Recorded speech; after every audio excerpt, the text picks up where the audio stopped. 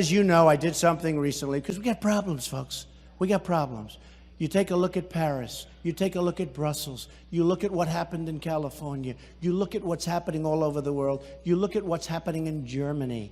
Now, I'm on the cover of Time magazine this week. Can you believe it? No, can you believe it? No, think of it. You know, the establishment, these idiots like Karl Rove and all these characters, they don't know what they're doing. He was actually on the other day. I think I had like a 42 or something. And he said, well, that doesn't mean he's going to win. And even the announcer goes, really? Tell me, why not? You know, he's sure as hell got a good start. No, the hatred is incredible. So I said, there's no way that they make me. And I think, I have many friends. They're Muslims. They're fantastic people. But we have a problem. We have a problem. We have to find out, and we have to get to the bottom of the problem. We have to be able to solve the problem. We can't have people flying airplanes into the World Trade Center. We can't have people doing what they did in Paris. We can't have people doing what they did recently in California. We have to.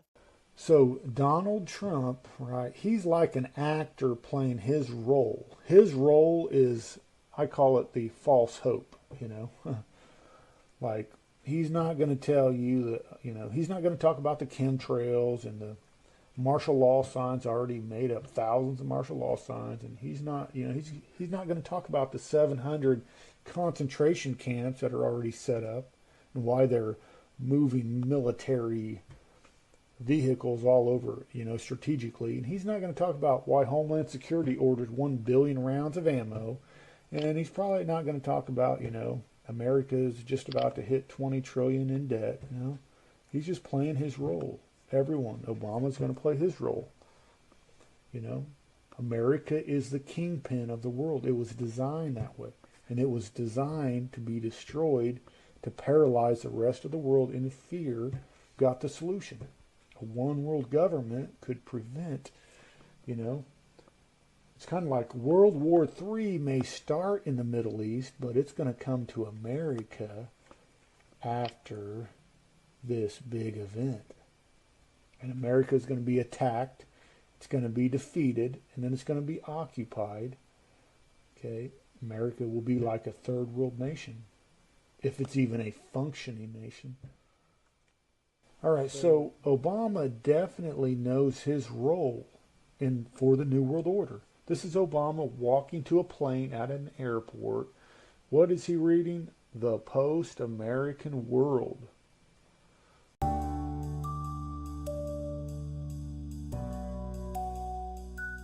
This gives a nation the ability to start a war and make it look like they were the victims. This is very important if the public does not want war, and it also limits the ability for opposing interests to stop the new war. Any opposition, foreign or domestic, would immediately be put in the same category as those that they claim did the false flag. You're either with us or you're with the enemy. False flags do not happen very often, but when they do, they change the paradigm we operate in. We all see how the world has been changed forever after 9/11. Before 9/11, we would not have put up with such a loss of privacy and a loss of liberty, much less a decade of war looking for weapons of mass destruction or men in caves.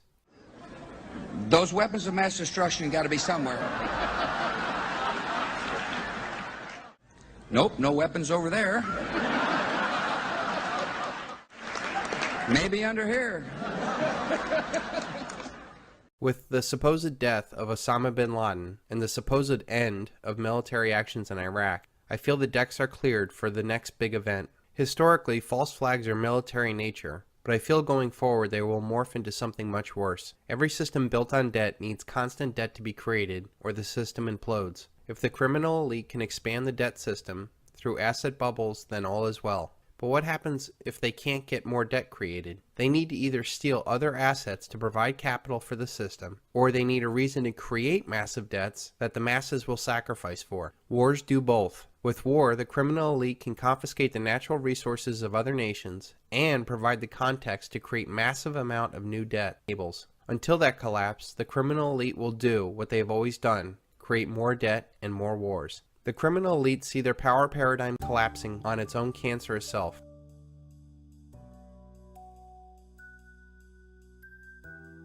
threats to their power is the death of the dollar. The dollar is the basis of all the criminal elite's power. Without it, or an equivalent of it, they have no means to create debt that enslaves nations, states, corporations, and citizens of the world. This debt money provides the criminal elite an unlimited checkbook to fund the world's most powerful military that controls the world's natural resources so that their corporations can harvest them. It also protects the shipping lanes that transports the rest of the world's trade. This debt money also buys political power for which the elite rig the game in their favor. And finally, the criminal elite used their money to own all the major media in order to distract the masses from the real problem in the world, the debt-based banking system, and the paradigm it finances. It is no secret that the dollar is going to die. It is a mathematical inevitability. Nothing can stop the ultimate collapse of the dollar. Our monetary system is based on debt, and in order for it to work, more debt needs to be created every year in excess of the debt and interest accrued the year before. If it does not happen, there will be a massive wave of defaults that would suck the system dry in a few weeks. The elite don't necessarily care if the dollar lives or dies.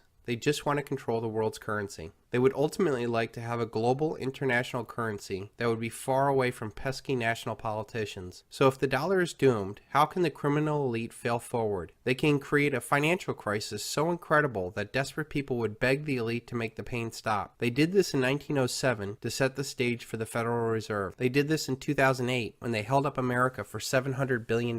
They will do it again and use the line of stability as the main reason why we should accept their new corrupt plan. I don't think that they could pull off something this large without a much larger distraction to silence the masses. The only thing big enough to scare the masses under the protective hug of the elite is another world war. This war can put an end to another threat of the current world order, the anti-hegemon. Non-Anglo-American nations like China, Russia, Iran, Venezuela, among others, have been gaining an incredible amount of power. I call these group of non-Anglo-American powers the anti-hegemon, as they have no uniting ideology, race, or religion, other than standing in opposition to the hegemonic power of the Anglo-American Empire. The anti-hegemon nations have so much to gain from a retreat of the Anglo-American Empire from the world stage. Countries like China, Russia, Iran, Venezuela, India, and many more, to a lesser extent like Japan, Korea, Germany, and France, have been on the losing end of the Anglo-American Empire for over a century. These nations have a history of Anglo-American losses like the Cold War, Opium Wars, Operation Ajax, the CIA attempted coup of Chavez, British colonization of India, apartheid, Hiroshima, the closing of the gold window by Nixon, and Waterloo.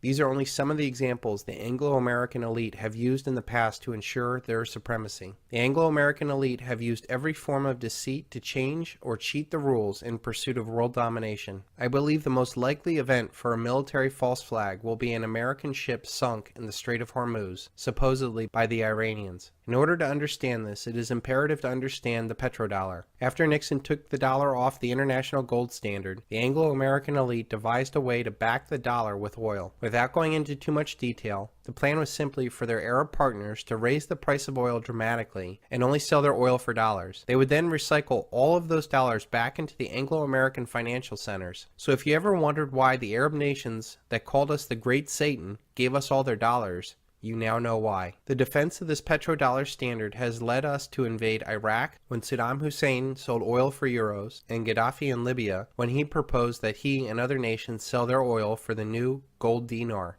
This is also why so many sanctions have been put onto Iran. The Iranians opened up their oil bourse in 2008 to sell their oil for anything but the dollar. An attack on an American warship would be exactly what Dick Cheney plotted to do in 2008 before he left office. Here is an insider's account of that meeting from the famed journalist Seymour Hersh. That a few weeks later, a meeting took place in the vice president's office. Quote, the subject was how to create a casus belli between Tehran and Washington, he said. What you're writing there is that Cheney, there was a meeting in the White House where Cheney presided over, looking to cook up the next war, a false war based on false intelligence. Among the items considered and rejected, which is why the New Yorker did not publish it, on grounds that it wasn't accepted. One of the items was, why not, there was a dozen ideas proffered, how to trigger a war. The one that interested me the most was, why don't we in our shipyard, build 4 or 5 boats that look like Iranian PT boats, put Navy SEALs on them with a lot of arms, and the next time one of our boats goes through the Straits of Hormuz, start a shoot-up. Might cost some lives, And it was ejected because you can't have Americans killing Americans. But that's the level of stuff we were talking about, provocation. I don't even think that it necessarily be an American that pulls off this attack on the American ship. If you look at who's been pushing for war with Iran the most, it is Israel, and the neocons that got us into the last war. They proudly talk about how they get us to fight their wars. Here's a clip of Israeli President Benjamin Netanyahu talking about their secret weapon. But I'll tell you one thing, unlike America, Israel seems to be able to fight wars very quickly. What is your secret? Because we don't seem to have the hang of that. The secret is that we have America. Nah. And America, you see, the point is that Israel... If you think that that was just a slip, please look into Project for a New American Century or the 1967 USS Liberty incident, where unmarked Israeli planes attacked and nearly sunk the most decorated ship in our fleet with the purpose of getting the United States to attack Egypt. I frankly think that crisis initiation is really tough. And it's very hard for me to see how the United States president can get us to war with Iran. Which leads me to conclude that if, in fact, compromise is not coming, that the traditional way of America gets to war is what would be best for U.S. interests. Some people might think that Mr. Roosevelt wanted to get us into World War II, as David mentioned. You may recall we had to wait for Pearl Harbor. Some people might think Mr. Wilson wanted to get us into World War I. You may recall he had to wait for the Lusitania episode. Some people might think that Mr. Johnson wanted to send troops to Vietnam. You may recall he had to wait for the Gulf of Tonkin episode. We didn't go to war with Spain until the until the Maine exploded. Girls delightful in Cuba, stop. Could send you prose poems about scenery, but don't feel right spending your money. Stop. There is no war in Cuba. Signed, Wheeler. Any answer? Yes, dear Wheeler, you provide the prose poems. I'll provide the war. That's fine, Mr. Kane. Yes, I rather like... And may I point out that Mr. Lincoln did not feel he could call out the Federal Army until Fort Sumter was attacked, which is why he ordered the commander at Fort Sumter to do exactly that thing which the South Carolinians had said would cause an attack. So if, in fact, the Iranians aren't going to compromise, it would be best if somebody else started the war. One can combine other means of pressure with sanctions. I mentioned that explosion on August 17th. We could step up the pressure. I mean, look, people, Iranian submarines periodically go down. Someday one of them might not come up. Who would know why? We can do a variety of things if we wish to increase the pressure. There was a dozen ideas proffered how to trigger a war. The one that interested me the most was, why don't we in our shipyard build 4 or 5 Iranian boats that look like Iranian PT boats, put Navy SEALs on them with a lot of arms, and the next time one of our boats goes through the Straits of Hormuz, start a shoot-up. But I'm just suggesting that this is not a either-or proposition. It's just sanctions has to succeed or other things. We are in the game of using covert means against the Iranians. We could get nastier at that. A false flag attack, like an American ship sunk in the Strait of Hormuz, would also keep Iranian allies like Russia and China at bay, much like the 9/11 attacks kept them from using their power to stop the United States from invading Iraq. The world is a much different place than it was in 2000, and China and Russia have learned a lot, as they have been vocal opponents of many of the pressures the Anglo-American empire has applied to Iran.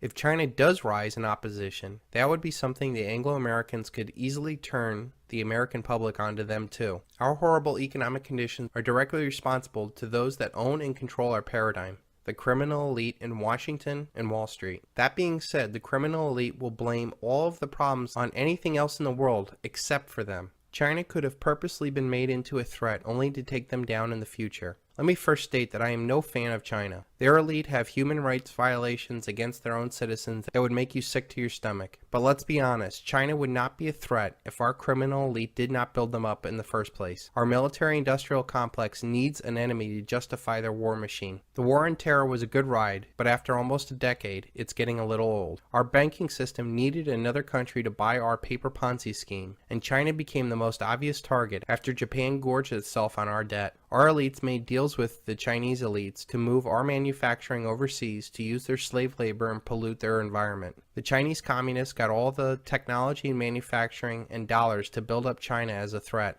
Our elite did this to make tremendous profits and keep the dollar paradigm going. But in the end, I believe that our criminal elite may use China to be the next enemy in a paradigm-shifting war. Since China has now said no more American debt, the Federal Reserve has stepped up as the buyer of last resort. This has bought us some time, but there's a huge economic difference of recycling dollars already in circulation, like the Chinese dollars, than freshly printed ones like that from the Federal Reserve. The Anglo-American elite must solve Triffin's dilemma, where a world currency reaches its apex and must be allowed to default, but somehow not drag down the rest of the world with it. The elite have been trying to get regional and ultimately global currencies in place to solve this dilemma. Now, no nation is going to give up their power to create money, especially now that we're looking at the euro imploding. The only option, I feel, is to do it the old-fashioned way, through war. The only thing the United States is really good at now is exporting debt and bombs. There is way too much at stake for our elite to just silently walk away into the night without a fight. They are trying to keep things going by now fighting 4, 5, 6 wars in the oil-rich Middle East and North Africa region. But the writing is on the wall. The debt ceiling will continue to be raised, and money and debt will be created, and the war machine will continue to churn. This will not end because the elite will say, we can't do this anymore. If anything, history has shown that when the chips are down on the table, they will double down and go off to war. The destruction of the dollar will either be the cause of war, or war will be the destruction of the dollar. If there is an economic false flag, like a massive treasury sell-off, then it could be a cause of war with China. Or if there is a military false flag, it will cause the dollar's destruction and force introduction of a new monetary paradigm, possibly a global currency. The elite will use this upheaval to destroy any competitors. In the smoking aftermath of the war, they will impose a new paradigm based off of the same destructive seeds of the old paradigm. There is a third threat to the elite's power paradigm that can and should stop all of this.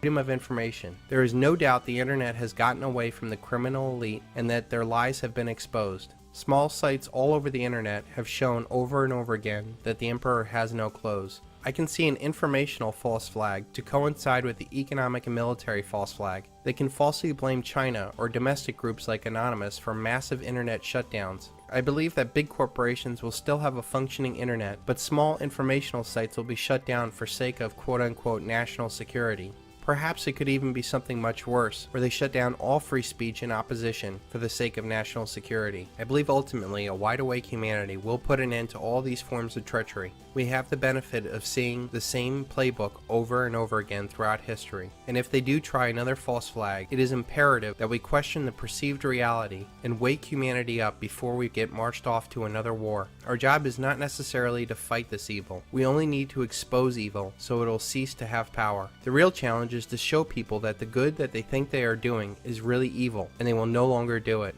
We need to convince our fellow citizens that debt and war are evil, and we need to rid this scourge from humanity once and for all.